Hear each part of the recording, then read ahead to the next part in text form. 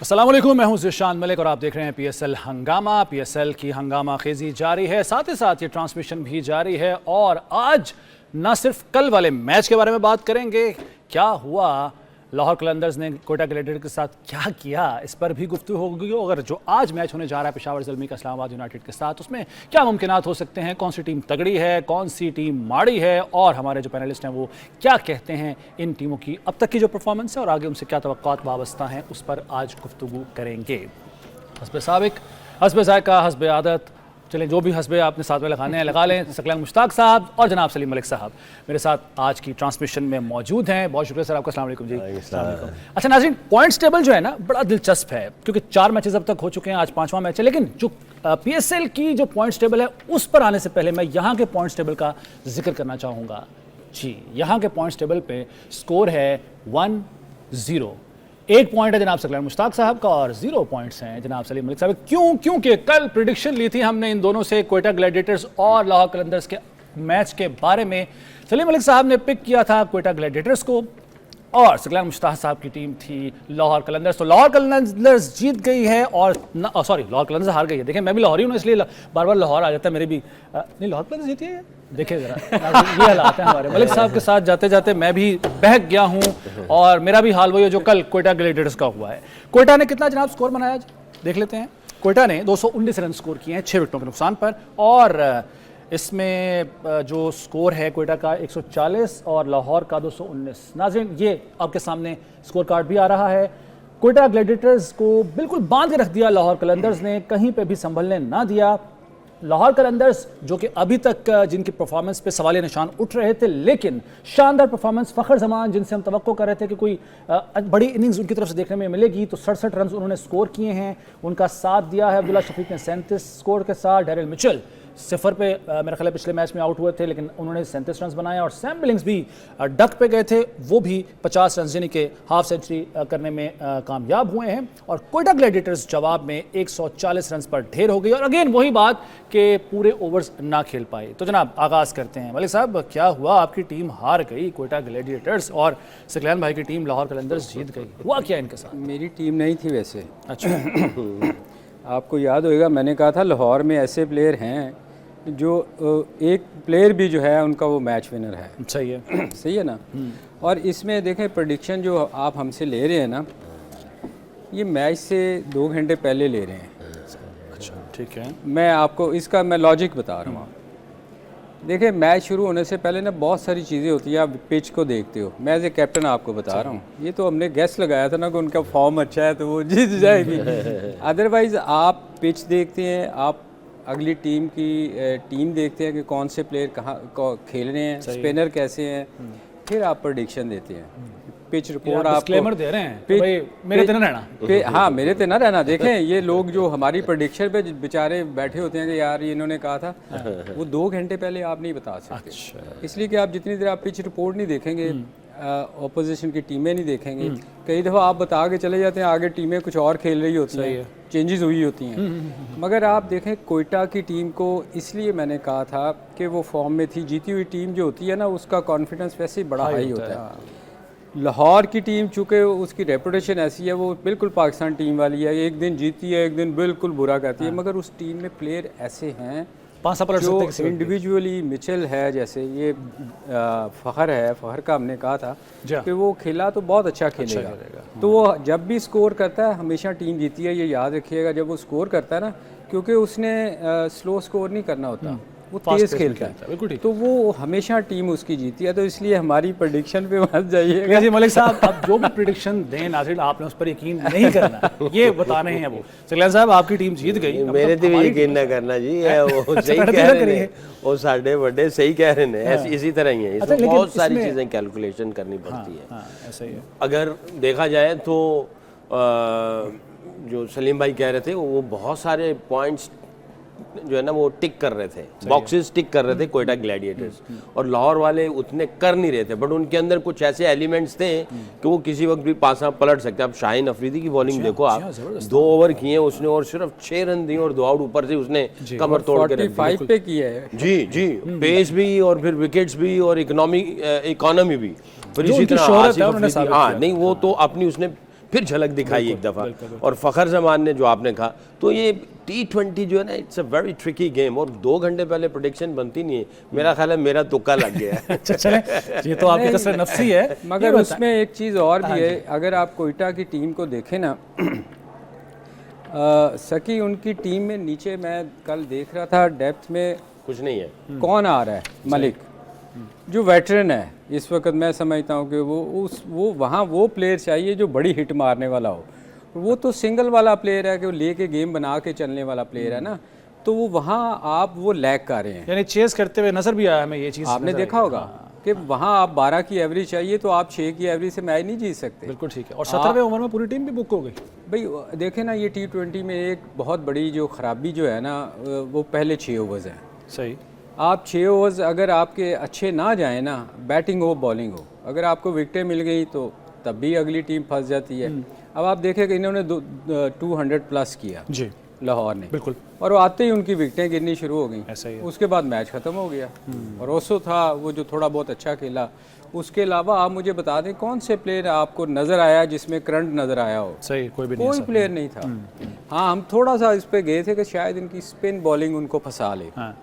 मगर वो भी जब स्कोर लगा हो तो फिर बड़ा मुश्किल हो जाता। तो सकलैन भाई, खतरे की घंटी बजा दी है लाहौर कलंदर्स ने किसी हद तक बाकी टीमों के लिए? क्योंकि वो ये बात मलिक साहब अली अनप्रेडिक्टेबल किस्म की पाकिस्तानी टीम की तरह से है, कभी भी कुछ भी कर सकते हैं। लेकिन पोटेंशियल तो उनमें बहुत ज़्यादा है। हाँ, अगर देखें जो फॉर्मूला है ना T20 का, अगर आपके पास 5 या 6, मिनिमम 5, उससे ऊपर 6-7 अगर game changer match winner characters है ना, वो गेम का किसी वक्त भी पासा पलट सकते हैं। और अगर आप गिनने के लिए जाएं, इसमें लाहौर कलंदर में फ़खर जमान एक आ गया, ठीक है जी, Daryl Mitchell, Sikandar, Sam Billings, Shaheen Shah, Haris Rauf, ये भी on the day, Abdullah Shafique on the day. तो आप ये देखें तो 5-6 तो मैंने अभी आसिफ अफरीदी को जो 38 साल का है वो हल्का ले रहे हैं। ये गेम चेंजर बॉलर बन जाएगा ये, और 2 मैचों में जो उसने बॉलिंग की है, क्या कंट्रोल के साथ गेंद कर रहा है। और आप ये देख लें, इनका एक बांग्लादेशी जो जिसने 3 आउट किए, हाँ जी, इसमें भी मुझे पोटेंशियल नजर आया। बिल्कुल, तो ये 5 से ऊपर गेम चेंजर है ऑन द डे, जिसके गेम चेंजर मैच विनर जो कैरेक्टर्स हैं उन्होंने अपने प्लान्स को एग्जीक्यूट कर दिया, क्योंकि ये दोनों साइड पे कवर कर जाता है, बॉलिंग साइड पे भी और बैटिंग साइड पे भी। तो ये काम कर गए तो किसी भी दूसरी टीम को ये मार देंगे। छोटे वर्जन में छोटी टीम कोई नहीं है, कोई नहीं। हाँ, जो छोटी टीम कोई नहीं है। अच्छा, वो जो हम गुज़श्ता जो हमारी ट्रांसमिशंस हुई हैं उसमें भी हम बात कर रहे थे कि डैरेल मिचेल और सैम बिलिंग्स, जिनसे उम्मीदें थीं, ज़रा हार्ड हिटर हैं, वो परफॉर्म नहीं कर पाए थे पहले मैच में। ये लाहौर कलंदर्स के लिए ये भी एक बड़ा पॉजिटिव पहलू है कि वो इस वक्त चल गए हैं। डैरेल मिचेल ने 37 और सैम बिलिंग्स ने 50 रन स्कोर किए हैं, तो आगे मैचों में मुखालिफ टीम के लिए ये खतरनाक साबित हो सकते हैं ये दोनों भी। डेफिनेटली देखें, ये प्लेयर तो ऐसे हैं ना, इनकी एबिलिटी पे आप शक नहीं कर सकते। मिचेल वो प्लेयर है जो गेम चेंजर है, वो किसी वक्त भी आके बड़ा स्कोर कर देता है। आप उसको देखें, वो लंबी इनिंग खेलने वाला प्लेयर है, और वो अगर सेट हो जाए, इनमें ये है कि अर्ली ऑन इनकी विकेट गिर जाए तो वो एक दूसरा चांस है। अगर ये सेट हो जाए तो ये वहाँ 2 प्लेयर ऐसे हैं जो किसी वक्त भी मैच को चेंज कर सकते हैं। तो वो उनकी एबिलिटी पे तो किसी को शक नहीं है, ये बड़े प्लेयर हैं। अच्छा, ये तो हम उन प्लेयर्स की बात कर रहे हैं ना कि जो बड़ा डिफरेंस पैदा कर सकते हैं, जो जिनकी परफॉर्मेंस पे किसी को शक नहीं है। वीक लिंक आपके ख्याल में अगर लाहौर कलंदर्स की हद तक बात की जाए, कौन सा ऐसा प्लेयर है जिससे आप समझते हैं कि ये शायद अगर ना होता है, इसकी जगह कोई और होता तो ज़्यादा बेहतर? जहांदाद खान की जैसे कि हम बात कर लेते हैं, आप समझते हैं कि वो कुछ इस मिसफिट किस्म की इस टीम में है? यार देखो, उनकी आप शुरू में ना हमेशा आप अपनी बेस्ट टीम के साथ ही जाते हो, तो मेरा ख्याल उनके पास इससे अच्छी चॉइस शायद ना हो। अगर कंपैरिजन करें ज़मान खान और जहांदाद खान का, तो ज़मान खान यार वो देखो, वो आखिरी ओवर्स में बॉल करने वाला बॉलर है, ठीक है। आप अगर उसकी पिछली आप रिकॉर्ड देखें ना, तो रिवर्स स्विंग करता है। सही है। नया बॉल उससे होता नहीं है, वह नया बॉल उसको कंट्रोल भी कोई नहीं है। तो अब ये T20 में 20 ओवरों तक रिवर्स स्विंग होती कोई नहीं है, बड़ा मुश्किल चांस होता है। यहाँ तो आप बॉटल टॉप मारे जो हमारे ज़माने में मारा करते थे, तब जाके कहीं रिवर्स स्विंग होएगी, अदरवाइज 20 ओवरों में रिवर्स स्विंग का होना बड़ा मुश्किल है। 50 ओवर्स में चांस होता है कि आपको रिवर्स स्विंग, इसलिए ज़मान का मेरे ख्याल में डालना उनको इसलिए नहीं डाल रहे कि उसका रिवर्स स्विंग के बगैर वो बिल्कुल फारिग है। आप इत्तेफाक करें ज़मान खान और अगर कंपेयर करें दोनों में? देखिए, ये भी हो सकता है ये भी हो सकता है क्योंकि हम लोग तो बहुत दूर बैठे हुए ना एज ए स्पोर्ट स्टाफ। ये भी हो सकता है कि शायद ज़मान जो है वो अभी रेडी पोजीशन में नहीं है, निगल है, रेस्ट नहीं है, हो सकता है कुछ ऐसी चीज़ें चल रही हो। अर्ली मैचेस हैं तो एक आध जो है वो ब्रेव डिसीजन लेके किसी जैसे जानदाद को ट्राई कर लिया, वो ट्राई कर लिया, जैसे जैसे आगे जाएंगे वो रेडी हो जाए तो फिर आ जाए। दूसरी चीज़ ये है क्योंकि ये PSL है, इसमें आपके पास टाइम इतना नहीं है, बैक टू बैक मैचेस हैं, कभी 2 मैच लगातार हैं, कभी एक मैच के बीच में एक मैच गैप है, फिर मैच है, फिर 2, तो ये आप फिक्सचर को भी देखते हैं। तो ये 11 जो सिलेक्ट किए जाते हैं उसमें कई एलिमेंट्स देखने पड़ते हैं सिलेक्ट करने के लिए। ऑपोजिशन की टीम कंडीशन को भी देखना पड़ता है और फिक्सचर को भी देखना पड़ता है। राशिद खान का समझा जा रहा था कि वो नहीं होंगे तो बड़ा फर्क पड़ेगा लाहौर कलंदर्स के लिए, लेकिन आप समझते हैं रिशाद जिस तरह से आए परफॉर्म किया है, एक बेहतर रिप्लेसमेंट है उनकी? अभी तक तो उसने बहुत अच्छी बॉलिंग की है। बहरहाल राशिद को जहाँ पैसा मिलना होते ही जाना है। सारी मैं एक चीज़ बताऊं जिशान, राशिद की रिप्लेसमेंट कोई नहीं है। अच्छा, आप उस नए लड़के के साथ उसको कंपेयर कर सकते हैं क्योंकि वो बॉलर है जो इस वक्त T20 में उस जैसा बॉलर नहीं है। बिल्कुल। राशिद खान की रिप्लेसमेंट कोई नहीं हो सकती, लेकिन खैर बाद में जो एंड में रिजल्ट आते हैं वही सब कुछ फैसला करते हैं। बहुत सारी चीज़ें छुप भी जाती हैं, बहुत सारी खामियां छुप भी जाती हैं और खूबियां उभर कर सामने आती हैं। तो लाहौर कलंदर्स के लिए अभी तक सब कुछ अच्छा चल रहा है। मज़ीद भी बात करेंगे, एक ब्रेक का वक्त हुआ है ट्रांसमिशन में, दोबारा एक ब्रेक के बाद हाजिर होते हैं।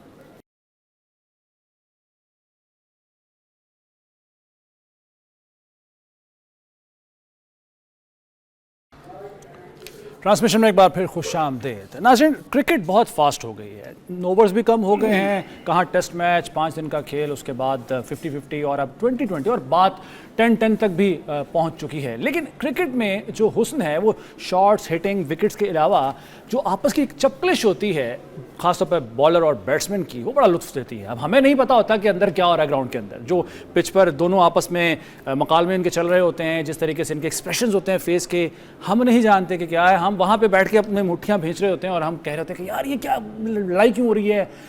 सलमान भाई, चूँकि आप बॉलर हैं, मैं आपसे पूछना चाहूँगा, ख़ास तौर पर जो इंडिया के साथ हमारा मैच होता है, क्योंकि उसमें सिर्फ आप 11 वर्सेस 11 नहीं होते, वो इधर 24 करोड़ और उधर 1.5 अरब के करीब आबादी जो है वो मध्य मुकाबले होते हैं दोनों आपस में। उसमें तो हो क्या रहा होता है खासतौर पर जब आप बॉलिंग कर रहे होते हैं, सामने बैट्समैन, और बैट्समैन भी अगर कोई सचिन तेंदुलकर जैसा या राहुल द्रविड़ जैसा या गांगुली जैसा होता था? देखें, रस्से के अंदर तो बिल्कुल एक वॉर सा, एक बैटल चल रही है, जंग चल रही है, इस तरह का एटमॉस्फेयर होता था और मुकालमे भी चलते थे। हमारे ज़माने में तो हमारी तरफ से चलते थे, वो तो बेचारे खामोशी से खेल रहे होते थे। अच्छा, अब उल्टा हो गया, वो उनको फैंटी इतनी लग जाती थी। वो कहते थे जी शारजा च भी नहीं खेडना, तो जुम्मे वाले दिन भी नहीं खेडना, तो फलानी चीज़ भी नहीं होनी चाहिए, कुट भी खाते थे, भी भागे उधर से। तो खैर हमारी टीम माशाल्लाह सारी लेजेंड्स से, बड़े बड़े नाम थे, सलीम भाई, वसीम अकरम साहब, वक़ार यूनुस, इंज़माम भाई, बहुत सारे। तो इनको अभी भी देखें, स्टैट्स निकाल के देखें तो बहरहाल हम लोग आते थे थोड़े से एग्रेसिव साइड पे, तो वो आते थे थोड़ा सा डिफेंसिव होते थे। नहीं, वो शातिर किस्म। अच्छा, तो मेरी मुझे याद है कनाडा में थे, मैं दूसरा या तीसरा, मेरा ख्याल है 3 ही हुए थे सहारा कप, सही, दूसरा या तीसरा सहारा कप था। मैं काउंटी क्रिकेट खेल के आया होता, तो उस वक्त थोड़ा सा हमें भी आवाज़ लग गई, हम भी थोड़ा सा लाहौरी एटीट्यूड बाहर निकल आना शुरू हो गया। तो मैंने 2-4 बातें कहीं सचिन को। अच्छा, तो वो आया मेरे करीब और आगे कहने लगा, यार शक्लैन, मैं तो नहीं समझता था कि तुम भी ऐसे, अच्छा, हाँ तुम भी ऐसे शख्स हो गए या ऐसे लड़के हो गए, मैं तो तुम्हें अच्छा डिसेंट लड़का समझता हूँ। मैं सोच में पड़ गया, मैंने कहा यार बात गलत कर गया मैं। सचिन वैसे ही बेसिकली बहुत ही डिसेंट बंदा है, कोई ऐसी, हाँ बिल्कुल कूल। वो अपना बैटिंग कर रहा है तो बैटिंग कर रहा है, जैसे भी डिस्ट्रक्शन आ रही है, जैसे भी स्पेल्स चल रहे हैं, वो बड़े तहम्मुल मिजाजी से उनको टैकल करता है। अगर रिवर्स स्विंग हो रहा है वो काम है, अगर बाउंसी है वो काम है, और अगर कहीं से कोई बोल रहा है तब भी वो काम है। अच्छा, तो उसने बड़े तहम्मुल मिजाजी से जो है मुझे टैकल किया, ये अल्फाज के। अच्छा, मैं उन्हीं अल्फाज में खो गया। वो 4-5 ओवर में यही सोचता रहा, यार मैंने गलती की, मुझे ऐसे करना ही चाहिए, अच्छा शख्स है, क्यों मैंने ऐसे कर दिया। 4-5 ओवर्स में बॉलिंग कैसी सेट हो गया और आराम नाल मजे नाल खेडदा रहा। उस तो बाद जो सानू होश आया तो मैच एक साइड पे ले गया जी, मैच का पूरा कंट्रोल ले गया ना। तो अभी तो अर्ली ऑन आया, बंदे को इतना शरीफ भी आधा पौना घंटा जो है उसने बड़े मजे से, मैं उसी सोचों में रहा। बाकी जो चल रहा था ना, एक एक माहौल चल रहा था, हम लोग उनके ऊपर जो हावी हैवी थे आप लोग। हाँ, उसने बड़े अच्छे तरीके से कंट्रोल किया। मैं जब उसके हाथ में आया तो मुझे होश आया, मैंने कहा ऐसे ले गया, बहुत देर हो चुकी थी। बहुत देर हो चुकी मलिक साहब, आप जब बैटिंग कर रहे होते थे, अगर कोई बॉलर आपके साथ ऐसा कर, वही तरीका इख्तियार आपने भी कभी किया जैसे सचिन ने सकरैम भाई के साथ किया, या फिर कोई और आप हिटिंग से किसी और तरीके से हैंडल करते थे? नहीं, मैं आपको बताऊं, जैसे सकी ने कहा ना, इंडियन वाले तो बिल्कुल दबके रहते थे। मतलब हम लोग जो मर्जी कहते रहे वो आगे से नहीं बोलते थे। उनमें एक बंदा था जो आगे से आपको, वो कौन?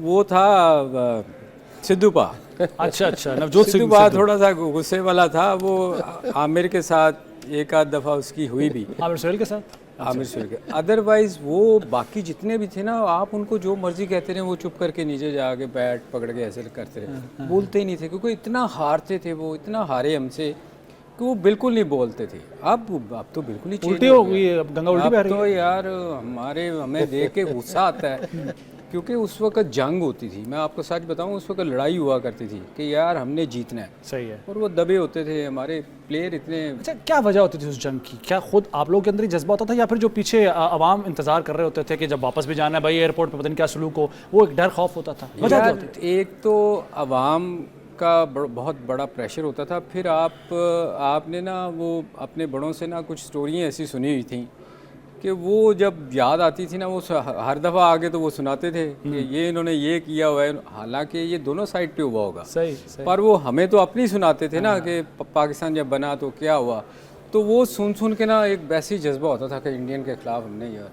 अच्छा, तो वो जज्बा जो है वो फील्ड के बाद जब मैच खत्म हो जाता था तब तो वो जज्बा कहीं हवा हो जाता था, क्योंकि दोस्तियां बड़ी आप लोग की थी। मैच के बाद तो वो मैच जब खत्म हो गया, फिर इकट्ठे बैठ के खाना, ये वो गपशप चलती थी। उस ज़्यादा वक्त दोस्ती भी किसके उस साथ थी महफिल की काफ़ी सारे इंडियंस के साथ थी। अभी भी मेरा जो ऑप्टिशन है वो कुंबले और गैंगुली का ऑप्टिशन सेम है। अच्छा। लंदन में तो वो भी काउंटी क्रिकेट खेलने के लिए आते थे। तो मुझे अनिल कुंबले ने कहा कि ये बहुत अच्छा डॉक्टर है। अच्छा, हाल ही में डॉक्टर भरत, तो मेरी सारी आंखों की जो ट्रीटमेंट होती थी, मैंने लेसिक ऑपरेशन भी करवाया था, और चश्मा, कॉन्टेक्ट लेंसेज, ये वो, और मैं जो ईयरली आपकी जो होती थी, तो मेरा गैंगुली और कुंबले का। अच्छा, सेम। कुंबले का तो डेफिनेटली, क्योंकि उसने मुझे ही रेफ़र किया हुआ था।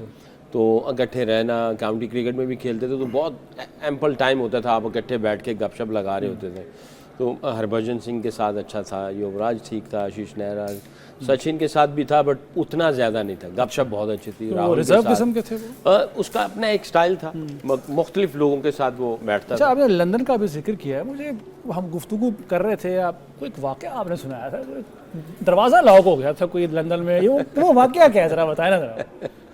वो असल में हुआ ये कि इंग्लैंड में ना डबल ग्लेज घर डोर्स होते हैं, तो जिस कंपनी ने फिट किया होता है ना वही खोल सकती है। अच्छा। आम बंदा नहीं उसको खोल सकता। ठीक है। तो मैं ढूंढ रहा था कि वो मुझे मिल जाए जिसने मेरे घर का दरवाज़ा फिट किया हुआ था। तो नंबर कहीं खो चुका था मैं। तो मैं ऐसे ही गया, एक हमारा उधर दोस्त था, मैं उसके पास गया, तो पीछे एक सरदार जी थे जो कंप्यूटर्स एक्सेसरीज़ का जो रिपेयर और ये वो काम करते थे। अच्छा। तो क्या पाजी किधर आए हो, ताड़े बड़े मैच देखे ने। अच्छा, और मैं पहचान क्या- लिया। हाँ, पहचान लिया उसने। दुआ सलाम हो गई। मैं क्या यार मेरा दरवाज़ा जड़ा है ना वो ख़राब हो गया है, उन्हें ठीक करना है। कर देंगे ठीक। अच्छा। और कंप्यूटर वाला बंदा, दरवाज़ा, वो दोनों डिफरेंट डोमेन है। कहा नहीं पाजी कराएंगे। वो मैंने कहा आजा। मैं भी जनाब उसके ऊपर रिस्क ले लिया। सही। उस बंदे ने पूरा दिन लगा के ना दरवाज़ा ठीक कर दिया? हाँ, ठीक कर दिया। क्या पैसे मैंने लिए? उसको पूछा भी कितने पैसे, कहता जी भाभी दे आट दे हाथ दे आलू वाले पराठे मक्खन ला के वो बस खवा दे नाल दही दे नाल ऐसा। खिलाए फिर? वो फिर यारी दोस्ती हो गई उसके बाद। और उसके बाद ऐसी यारी दोस्ती हुई कि जब कभी पराठे पकते थे वो मेरे घर आता था, वाह वाह। और मैं जब उसके जाता था तो वो मक्के की रोटी, साग और ये सारी चीज़ें, तो बड़ी अच्छी दरवाजे ही यारी दोस्ती। अनलॉक नहीं हुए, बल्कि दरवाजे की वजह से दरवाजे रिश्ता भी खुल अनलॉक हो गए। गया ना। हाँ, दरवाजे खुल गए, दोस्ती के। बिल्कुल बिल्कुल। जनाब मलिक साहब, आपकी भी कोई ऐसी दोस्ती किसी से हुई हो, कोई ऐसा वाकया? यार ये पंजाब साइड पे ना वैसे ही बड़े लोग बड़े दिल वाले होते हैं। तो ये आप जब खेला करते थे ना, तो जितने भी पंजाब साइड के थे ना, अच्छा जैसे बॉम्बे के लोग थे ना, वो थोड़ा रिजर्व रहते थे। अच्छा। जैसे तेंदुलकर था या द्रविड़ था, ये लोग ना कम बोलते थे। मगर पंजाब वाले, चूँकि हम भी पंजाब से थे, तो कपिल देव हो गया और सिद्धू पाजी हो गए, और ये जितने भी थे ना, ये बड़े खुले डुल्ले हंसमुख थे। मजाक करना, हंसना खेलना। तो मैच के बाद अक्सर इनके साथ बड़ी गपशप रहती थी। अच्छा, तो वो खुल के उन्होंने बात शात करनी है, मतलब ये नहीं होता था कि यार मैच में वो अक्सर कहा करते थे यार तुम मैच की हो जाता है यार। अच्छा इतने तुसी बड़ा सानू मिल रहे मैच में बाजी उत्थे नहीं। अच्छा उत्थे मैच अपना अपना अपना मैच अपना अपना। लेकिन आपने खिलाड़ियों के साथ साथ सुना है खुद अंपायरों के साथ भी कभी लड़ाई की है?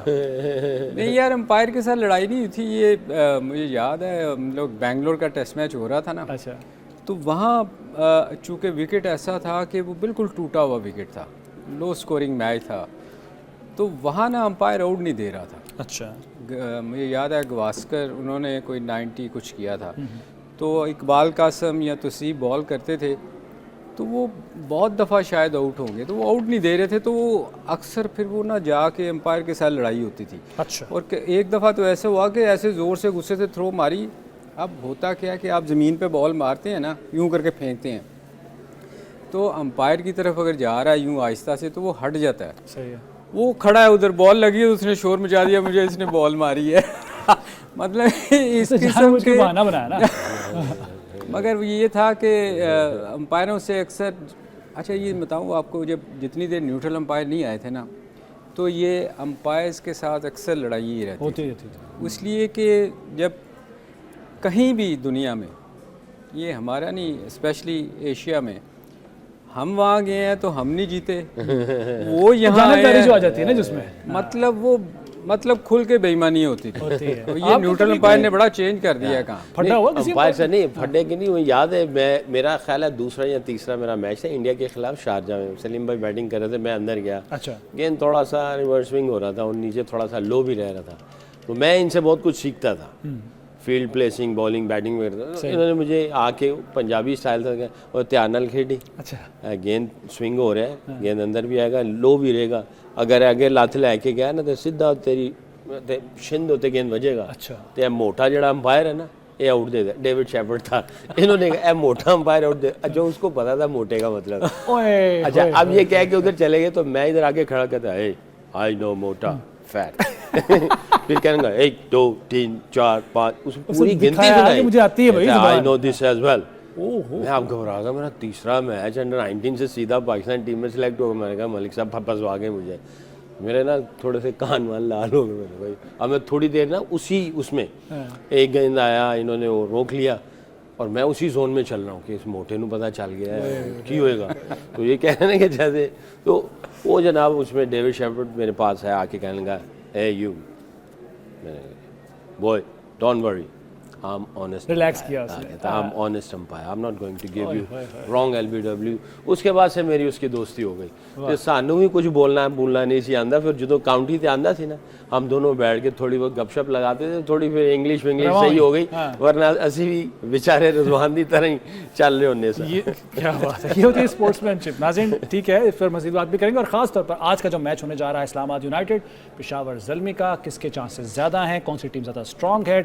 अगर हम टेबल पे बात करें, जो हम कागजात में बात करें कि क्या नज़र आ रही है परफॉर्मेंस अब तक दोनों टीमों की, उस पर गुफ्तगू होगी। और मैं ज़रूर, चाहे सलीम मलिक साहब जो मर्जी कहते रहें, मैं इनसे ज़रूर पूछूंगा कि इनकी टीम कौन सी है, कौन सी टीम ये समझते हैं कि जीतेगी, इनसे ये भी जानेंगे। ब्रेक के बाद दोबारा हाजिर होते हैं।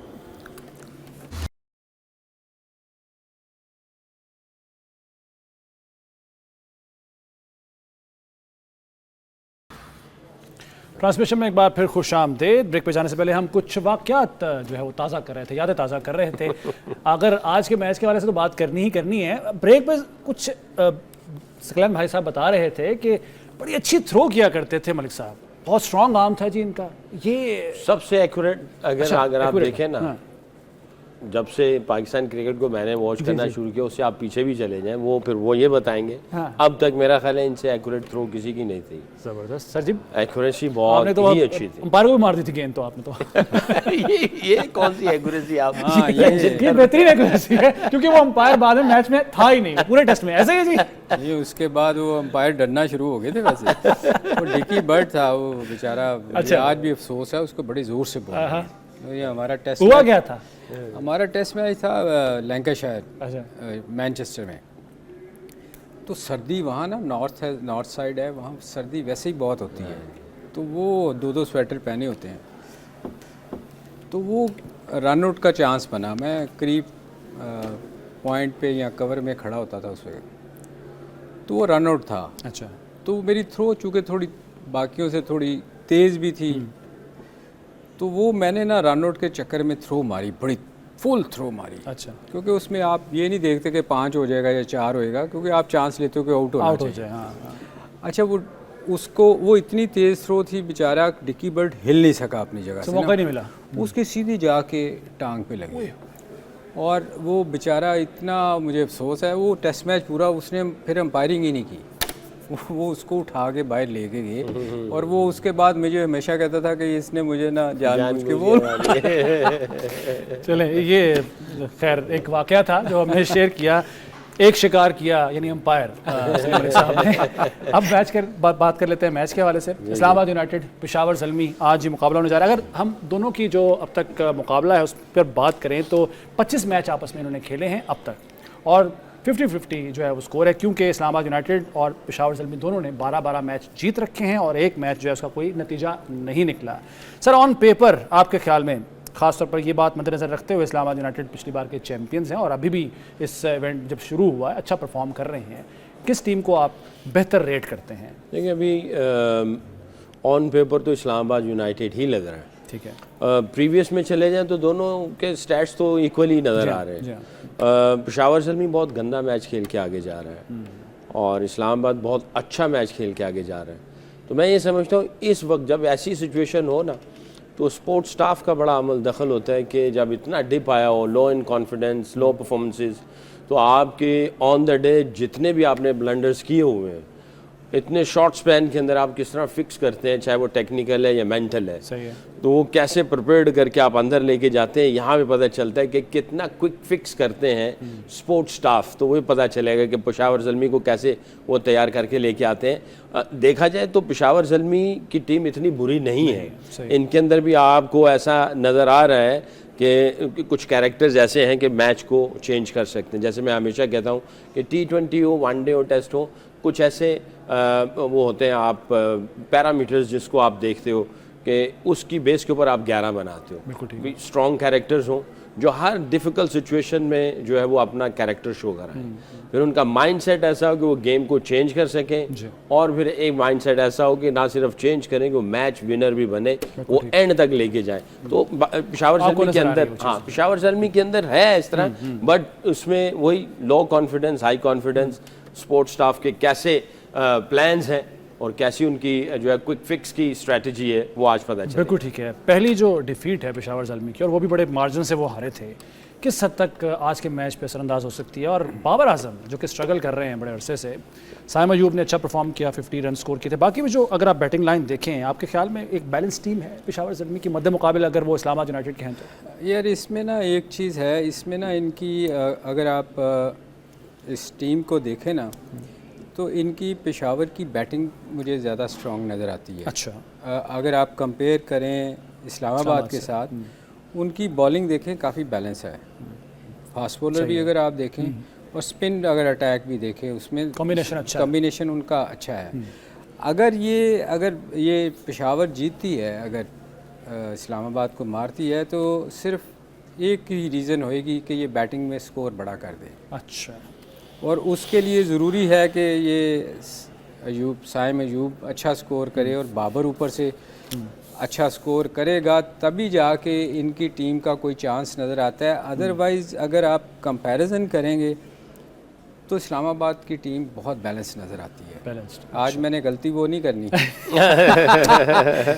और आज आपको मैं बताऊं, आज हमारी दोनों की मुझे लगता है एक ही टीम होनी है। अच्छा? वो तो अपने दामाद के खिलाफ नहीं जाएगा ना। पॉइंट है। अच्छा, बैलेंस टीम की आपने बात की, इस्लामाबाद की टीम आपको बैलेंस नज़र आती है, आज़म खान के होते भी आप ये बात करेंगे? देखिए, अच्छा, ये अच्छा सवाल किया। ये जो बॉलिंग है ना, जितनी भी लीग क्रिकेट में बॉलिंग होती हैं, ये बड़ी मीडियोकर किस्म की बॉलिंग होती हैं।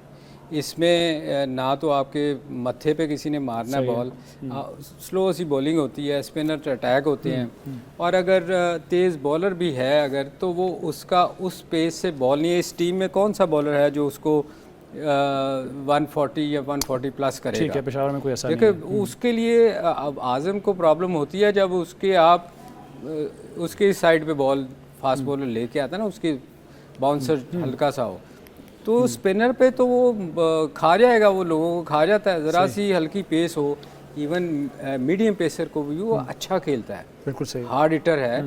तो ये तो सूट करती हैं लीगें, तो उसको बहुत सूट करती हैं, उसको सूट नहीं करता इंटरनेशनल क्रिकेट शूट नहीं, लेकिन फिटनेस बहरहाल एक इशू तो हो सकता है ना, और फिटनेस के मायार पर पूरा ना उतरने के बावजूद वो कैसे, अब ये तो खैर लीग क्रिकेट चल रही है लेकिन वो फिर भी सिलेक्ट हो जाते हैं इंटरनेशनल क्रिकेट में भी, अब लीग में भी हैं वो। देखिए हार्टनिंग है, बच्चे में पोटेंशियल तो है, अच्छा, पोटेंशियल है, अगर ये फिट होके आ जाता है, जो कि मुझे लगता है इसके लिए शायद बहुत ज़्यादा चैलेंजिंग है। आई थिंक उसका माइंडसेट पहले बनेगा, विलिंगनेस होगा, फिर उसके अंदर उतना डिसिप्लिन, फिर वो जनाब वो कंटिन्यूस बेसिस पे हार्ड वर्क करना, वो सारी चीज़ें तो पिछले बहुत अरसे से बातें हो चुकी हैं। सही है। तो मेरा ख्याल है चौथा सीज़न है जो हम बातें सुन रहे हैं, वो भी सुन रहा है, तो वो उन चीज़ों पे नहीं आ रहा है। इसका मतलब ये है कि उसने उन चीज़ों को छोड़ दिया, कोई असर नहीं हो रहा है, उन चीज़ों को छोड़ दिया है, you just want to enjoy. चलें सही। अच्छा है कि जी बात शेयर टैलेंट, अपना पावर हिटिंग जो भी है उसके ऊपर जाए और जाके एंजॉय करे। अब सबसे सवाल कर लेता हूँ मैं पूरी ट्रांसमिशन का, कौन जीतेगा? देखिए पहले मुझसे 70% पहले मुझसे पूछिए क्योंकि आपकी मुझे पता है राय। जी बताइए। देखिए क्रिकेट में ना कोई 5-10% से कोई उठ के जाता है ना, कोई मैच जीत जाता है, तो वो बहुत बड़ा ब्लंडर दूसरी तरफ से लगता है। सही है। 30% एक ऐसी परसेंटेज है कि वो अच्छी पोजीशन में आ सकती है। टीम कौन सी? 70% मैं दूंगा इस्लामाबाद को, 30% दूंगा पेशावर ज़ल्मी को। ये वैसे बड़ी ज्यादती की है, अगर मेरा दामाद खेल रहा होता तो मैं 100% कहता। तो इसलिए मैं, हालांकि वो नहीं है, चूंकि मेरा इसका हमारा भी वो दामाद ही हुआ, तो मैं 100% उसको देता। ठीक हो। देखते हैं जी मैच का नतीजा क्या निकलता है। बहरहाल ट्रांसमिशन से जिशान मलिक, सलीम मलिक साहब और सकलैन मुश्ताक साहब को इजाजत दीजिए। अल्लाह हाफिज़।